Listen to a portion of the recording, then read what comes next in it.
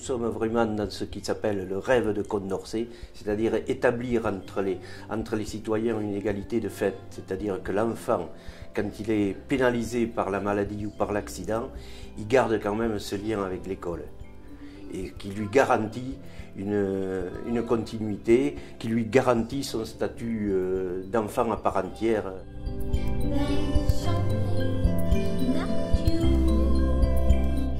Ce qu'il y arrive, il le ressent comme une injustice flagrante. Donc sa maladie, il ne l'a pas demandé, il ne l'a pas réclamé. Et si en plus on va l'exclure du système scolaire, il ne comprendrait plus. Donc il faut au moins combattre cette injustice de l'exclusion scolaire par cette instruction à domicile, par cette instruction sur son lieu de soins. Il a le droit de continuer à progresser et je crois que c'est important, même quand le pronostic vital de l'enfant est engagé, de lui donner encore un projet jusqu'au bout. Que dit la galette? Écoute ma petite chanson. Je crois que c'était là. Vas-y, fais-toi, continue, c'est toi qui fais la galette. Je suis la galette, je suis la galette. Ben, il est demandeur, quoi. Depuis le départ, il a été demandeur. Il a envie de découvrir plein de choses. Comme je vous disais, bon, il ne court pas. Son passe-temps, c'est ça, quoi. C'est les jeux vidéo, c'est l'ordinateur, c'est voilà, les livres, les histoires, tout ce qui est... Les jeux. Voilà, et les jeux, voilà. Donc, voilà, donc lui, c'est vraiment de découvrir. Voilà, tout est, voilà, il est très demandeur. C'est vraiment l'école, non, ça lui plaît, donc nous on fait. Tu te déguises. Qui est-ce qui se déguise? Très bien. Tu aurais dû me dire toi. Tu as fait attention. Des fois, j'y vais pas à l'école parce que je suis malade. À ton avis, est-ce que c'est important d'aller à l'école? Oui, pour rentrer en CE2 et pour avoir un joli boulot. Ça te plaît qu'il y a les profs qui viennent à la maison? Alors oui, ça me plaît, c'est surtout très utile en fait. Ça nous permet de continuer l'école à la maison et d'avoir le même niveau que les autres copains.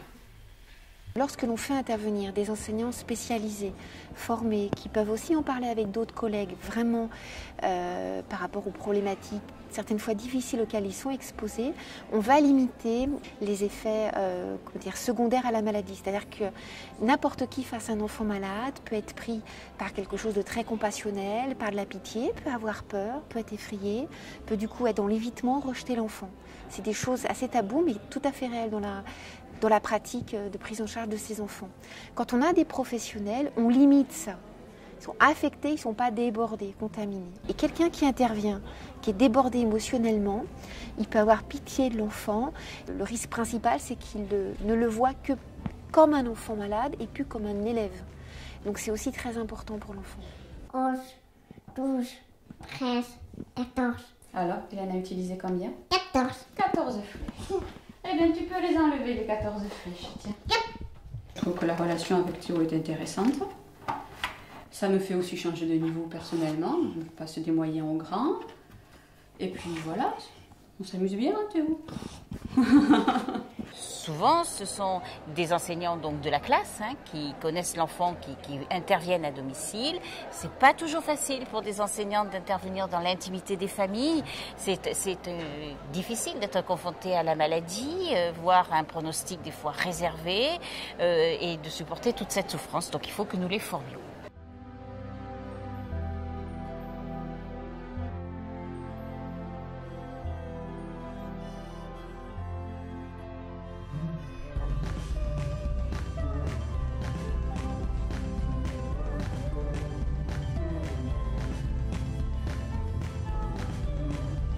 On a eu tendance trop longtemps à penser en termes de manque et de déficience. C'est-à-dire cet enfant ne sait pas faire telle chose, ne sait pas lire, ne sait pas compter, etc., ne peut pas se concentrer.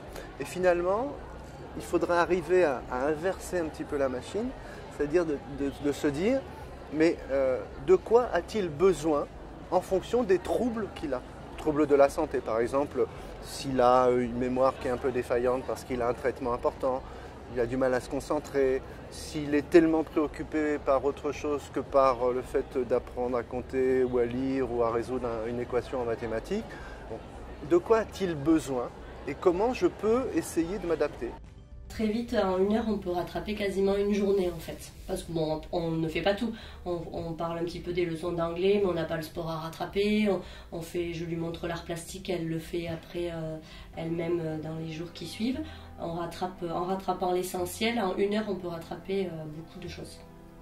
Quand on travaille avec le groupe, on avance lentement, alors qu'avec une élève qui suit bien d'habitude, Pauline suit très bien, donc on arrive à rattraper beaucoup de choses en 1 heure.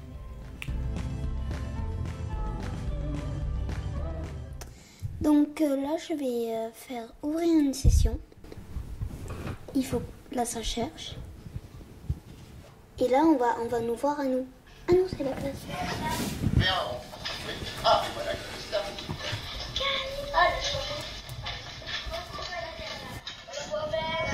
Elle voit ses camarades, mais ses camarades la voient. Donc si jamais pendant qu'elle est en train de suivre la visio, si par hasard elle écoute la télé, si elle s'est mal peignée, si elle n'a pas fait l'effort, si elle n'est pas bien, etc. Voilà, donc ça l'oblige un petit peu à rentrer au-delà de son aplasie, donc de sa difficulté physique. Ça l'oblige à avoir une vraie vie sociale avec un minimum de présence.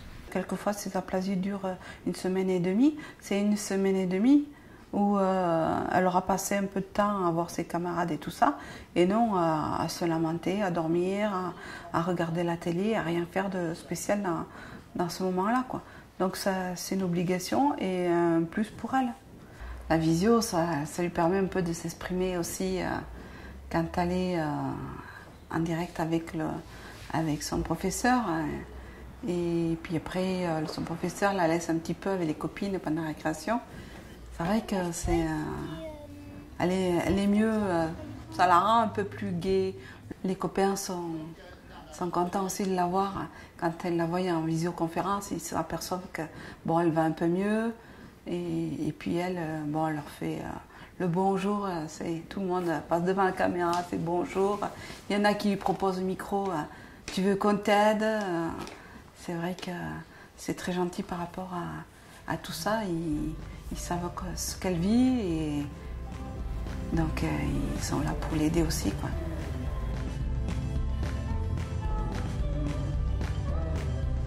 Ça a été la solution pour moi, oui. C'est vrai que quand j'ai été confrontée à ce décès, j'ai été un peu démunie voilà, les PEP m'ont vraiment trouvé la solution parce que dans la mallette, il y a les documents pédagogiques pour l'enseignant aussi et ça m'a bien aidé sur comment aborder la mort avec les enfants tout en gardant une certaine distance.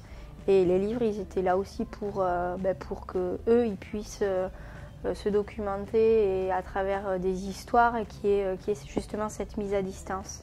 C'est un peu extérioriser ce qui s'était passé sans vraiment trop en parler directement. On ne peut pas faire l'autruche quand il y a un événement aussi tragique qui arrive dans une classe. Par contre, comme je venais de le dire, il faut mettre en place des dispositifs qui permettent quand même de mettre des filets de sécurité. Se servir d'un récit pour mettre cette bonne distance entre la souffrance intime des élèves, des enfants et du maître lui-même, et puis une réflexion qui peut être trop abstraite, c'est une bonne médiation. Ça permet le récit d'instaurer une bonne distance entre la souffrance et la complexité du sujet qui est traité et les élèves eux-mêmes.